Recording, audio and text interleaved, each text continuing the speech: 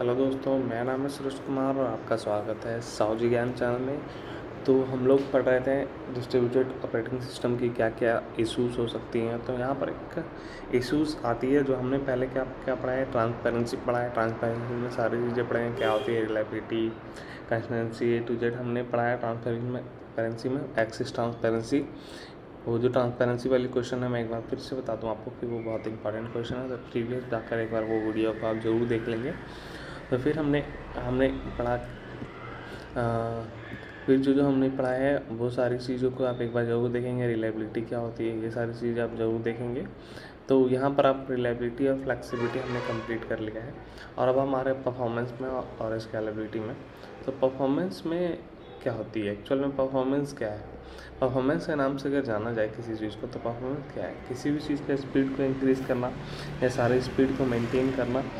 तो इश्यूज़ क्या होती है ना परफॉर्मेंस के मामले में डिस्ट्रीब्यूटेड ऑपरेटिंग सिस्टम में, क्योंकि डिस्ट्रीब्यूटेड ऑपरेटिंग सिस्टम में कोई भी काम एक प्रोसेसर नहीं कर रहा होता है, वो काफ़ी सारे प्रोसेसर उसमें लगे हुए हो सकते हैं। काफ़ी सारे प्रोसेसर एक काम को एग्जीक्यूट कर रहे होते हैं। तो क्या हो सकता है ना कि जितने भी, जैसे कि एक distributed operating system work station model में, मान लो किसी ऑफिस का एक वर्क स्टेशन आप इस्तेमाल कर रहे हैं जिसमें आप 5 कंप्यूटर का यूज़ कर रहे हैं। तो ज़रूरी नहीं है कि सारे कंप्यूटर में i7 के प्रोसेसर ही लगे हुए, i5 के प्रोसेसर ही लगे हुए। हो सकता है किसी में i5 हो सकता है किसी में i7 हो।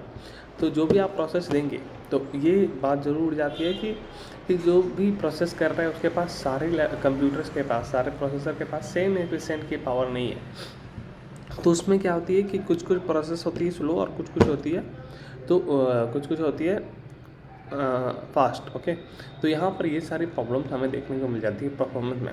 तो यहाँ पर आते हैं बैच इज़ पॉसिबल का मतलब है बैच प्रोसेसिंग भी एक होता है जो कि डिस्ट्रीब्यूटेड ऑपरेटिंग सिस्टम में इस्तेमाल करते हैं।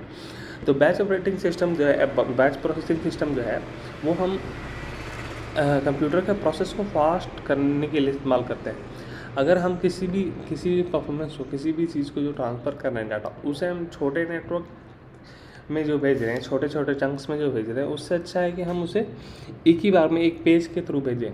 तो उससे क्या होगी ना, जो भी हमारे स्पीड है, हमारे स्पीड में क्या होता है, चंक में भेजने में क्या होता है, डाटा ट्रांसफ़र में भी स्लो होती है और स्पीड भी स्लो हो जाती है। एक प्रोसेसर एक बार में एक चीज़ों को पहले रिकॉग्नाइज करना पड़ता है, फिर जाकर उसे वो सॉल्व कर रहा होता है उस प्रॉब्लम को, उस प्रोग्राम को।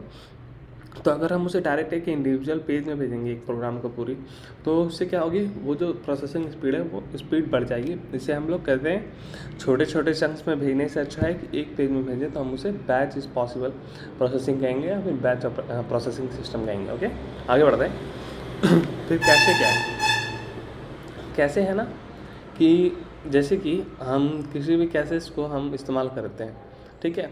तो हमें क्या करना है कि लार्ज अमाउंट ऑफ जो कंप्यूटिंग टाइम है उसे हमें कैसे बचाता है, कि वो कैशे के थ्रू हम लोग बचाएंगे।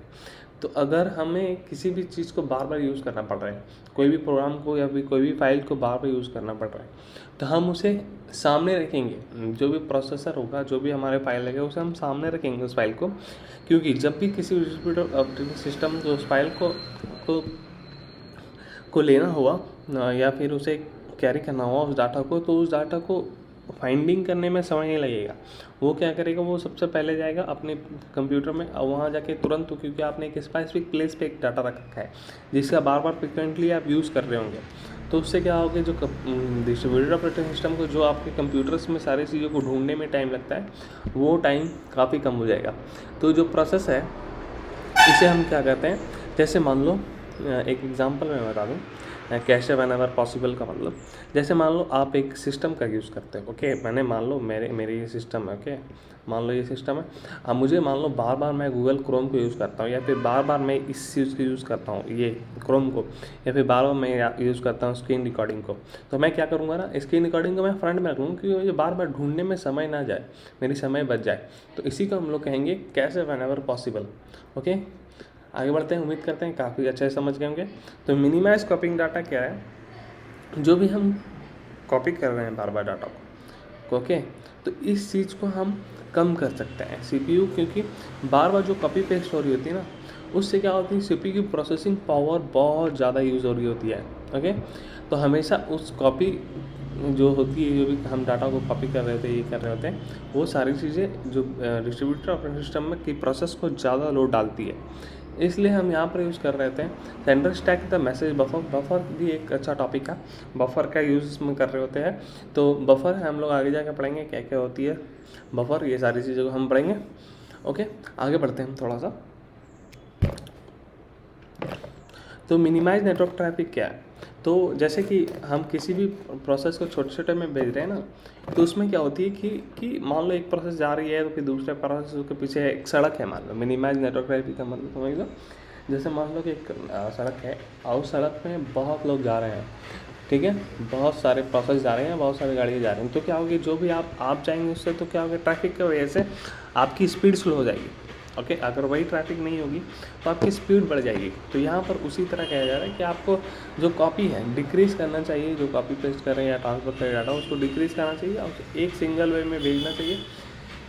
उससे क्या होगा कि ट्रैफिक आपकी कम हो जाएगी और जो स्पीड है वो बढ़ जाएगी।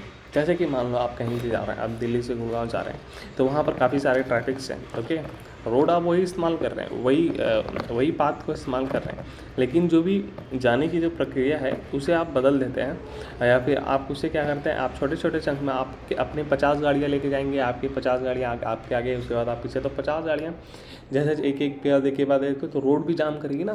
तो उस तरह से है कि एक साथ हम लोग एक प्रोसेस को भेजें तो क्या होगी, एक प्रोसेस होने के बाद बदले, मतलब एक कॉपी होने के बदले वो स्पीड में पहुँच जाएगी, क्योंकि वो ट्रैफिक जाम नहीं लगेगी। तो यहाँ पर इस कहते हैं, हम इस्तेमाल करते हैं।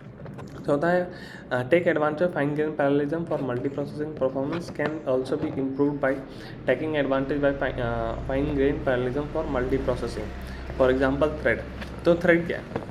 थ्रेड क्या है ना, कि एक ऐसा स्ट्रक्चर प्रोवाइड करता है, यहाँ पर हमें एक प्रोसेसर के साथ काफ़ी सारे एंटिटी, इसे मैं थ्रेड के बारे में बता रहा हूँ। थ्रेड एक इंपॉर्टेंट टॉपिक हो सकता है, ठीक है। तो थ्रेड क्या होती है ना, कि एक साथ, मतलब कि एक बार में एक कंप्यूटर में, एक प्रोसेस में काफ़ी सारे दूसरे ऑपरेटर या यूज़र्स को जुड़ने का मौका दे रही होती है।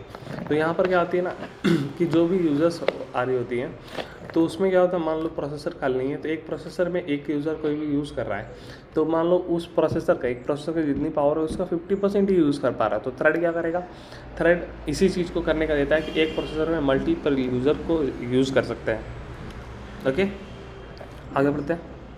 तो स्केलेबिलिटी क्या है? स्केलेबिलिटी का मतलब क्या समझ में आ रहा है? स्केलेबिलिटी का मतलब है कि कैसे किसी चीज़ को बढ़ाया जाए, बड़ा करा जाए। एक कंप्यूटर है तो उसको 50 की स्केलेबिलिटी, हम उसे 50 प्रोसेस को करने के लिए कैसे उत्साहित करें, या फिर कैसे उसे बनाने से वो हो जाए।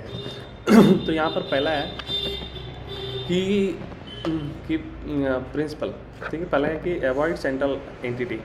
जो भी डिस्ट्रीब्यूटेड ऑपरेटिंग सिस्टम क्या है ना, ये ऐसा ही डिज़ाइन करा गया है कि ये सेंट्रल एंटिटी पे काम नहीं करता, ये डिस्ट्रीब्यूटेड एंटिटी काम करता है, क्योंकि नाम ही है सब्जेक्ट का डिस्ट्रीब्यूटेड ऑपरेटिंग सिस्टम। ओके, तो मेन हिस्सा जो है ये फॉलो कर रहा है वो डिस्ट्रीब्यूटेड ऑपरेटिंग सिस्टम का ही कर रहा है, तो डिस्ट्रीब्यूटेड फाइल का इसमें यूज़ हो रही है। ओके, इस डिजाइन बता central entities such can single file server, single database, entire system makes the distributed operating non scalable due to. तो यहाँ पर बोल रही है अवॉइड एंटिटीज सेंट्रल एंटिटी वाला, कि जो भी सिंगल डाटाबेस का हम लोग यूज़ कर रहे थे उसे हम लोग अवॉइड करना चाहिए, ठीक है। और हमें डिस्ट्रीब्यूटेड ऑपरेटिंग सिस्टम में क्या है ना, जैसे गूगल का एग्जांपल मैंने दिया था, तो गूगल के पास है ना जितने सारे सर्वर्स है, गूगल के जितने सारे स्पेस हैं जहाँ पर वो और माइक्रोसॉफ्ट के जितने सारे स्पेस हैं, तो वहाँ पर कुछ सर्वर्स होती हैं। तो सर्वर्स सिर्फ एक नहीं हो रही होती, एक सर्वर नहीं होती, काफ़ी सारे सर्वर्स हो रहे होते हैं। तो सारे सर्वर्स में हमारी सेम डाटा कॉपी की जाती है। अगर आप यहाँ से यूज़ करेंगे अपने गूगल्स को, अपने ब्राउज़र को, तो आपकी जो सामने वाली सर्वर होगी उससे आपको डाटा मिल रही होगी। तो ये इससे क्या होता है ना, कि इससे जो फेल्योर की जो है, एक सर्वर मेरा ख़राब हो जाता है तो दूसरे सर्वर से वो डाटा फैच कर सकता है। हो सकता है इसको लॉन्ग हो, क्योंकि मेरे सामने वाला सर्वर वो ख़राब हो गया, लेकिन जो दूर वाली सर्वर है उससे हम जल्दी ये कर सकते हैं, मतलब कि उससे हम डाटा रिकवर कर सकते हैं। ओके, आगे बढ़ते हैं।